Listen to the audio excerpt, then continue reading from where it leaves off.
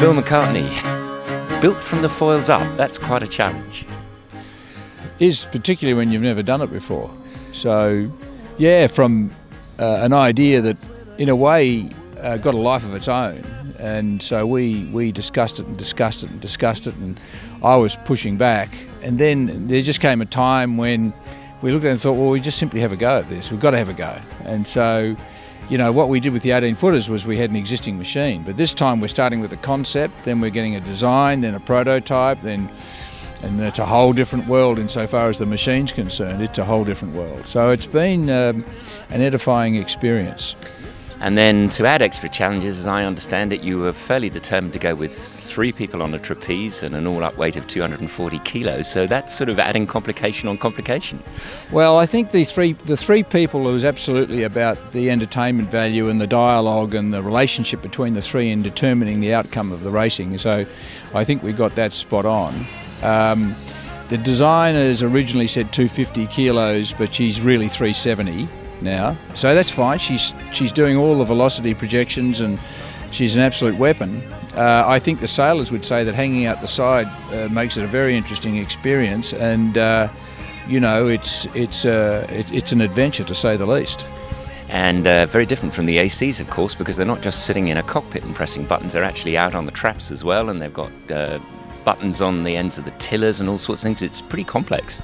It is. It's although, if you look at how much time these guys have had in the machines and where they've got to in controlling them and managing them, we're at probably 1/20th of the time that it took the America's Cup sailors to get the performance that we're now getting out of these machines. So whilst it can be a bit tenuous out there, the machine itself is behaving really well, and every time they go out they're getting more and more control with the buttons, more and more confident. You've got the added challenge, if you like, of really keeping it simple. You need a lightweight boat, you've got no hydraulics, no accumulators, it's direct switching sort of from electrics and so on. That must have been quite a challenge just getting that design right, especially for the cassettes and everything, yeah?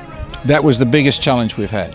The superstructure and the rest of the performance of the machine's just gone remarkably well, but getting the cassettes functioning and not jamming, going from through the air electronics to hardwired was a huge move. And then beefing up the boxes, and when the real experts came in and took control of all of that, they basically conceptually got that solved like that, and then we worked through with lots of really strong partners as to how we built it and how we put it together, and it worked pretty much straight away once the design that was recreated was put in place. It worked straight away. What interests me a little bit is about the common appeal to some very diverse corporate sponsors. Obviously the excitement, the thrill, but how would you encompass why it is that such different sponsors also share an interest in an event like this? I think it's got a lot to do with our track record on creating cost-effective branding. So if you go back to our 18-foot skiff days, the brands that were with us then, the Elabache, the Prudential, the Xerox, etc., all came away from that very, very, very happy to let the world know that it was the most cost-effective branding they ever did, and the total marketing package that we created was very, very effective for them. So, at the end of the day, our success is all about our success as a marketing medium. And it is, in the first instance, it is the Euroflex, it is the pavement.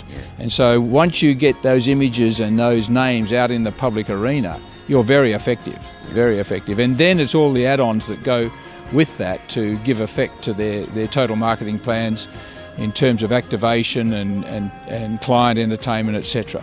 So we know it's a package that works brilliantly. We just have to get the audience, that's all. Well, I think for me, the big thing is and always has been how well we promote it and how much interest we can get from the general public. And so we're learning more and more, or relearning if you like, about how we best do that. So that's very important, that the general public knows that this is a free entertainment for families who stand on the shorelines to watch the racing, and we're very keen that it is free to them, that it's free to see on live streaming or on Seven Mate, so it's also free there. So we're essentially a free entertainment, and we're keen to encourage people to understand that and to welcome them into the fold. Somebody asked you in the Q&A yesterday what your all-up budget is. I won't go there because I imagine you don't even know quite yet. But as a matter of interest, do you get any sense of actually how much it would cost to build one of the superfoilers? Look, we're sort of adding all the things up now, right? So we'll get to a final cost once we get back and settle down and go through it all. But in Australian dollars terms, I think we're ahead of 400,000 for a boat, all up. For the full shebang, yeah. That's pretty good value. Well, I think so, but we don't see this machine as something the average sailor is going to jump on board and go sailing, right? I mean, you've seen it, right? So yeah.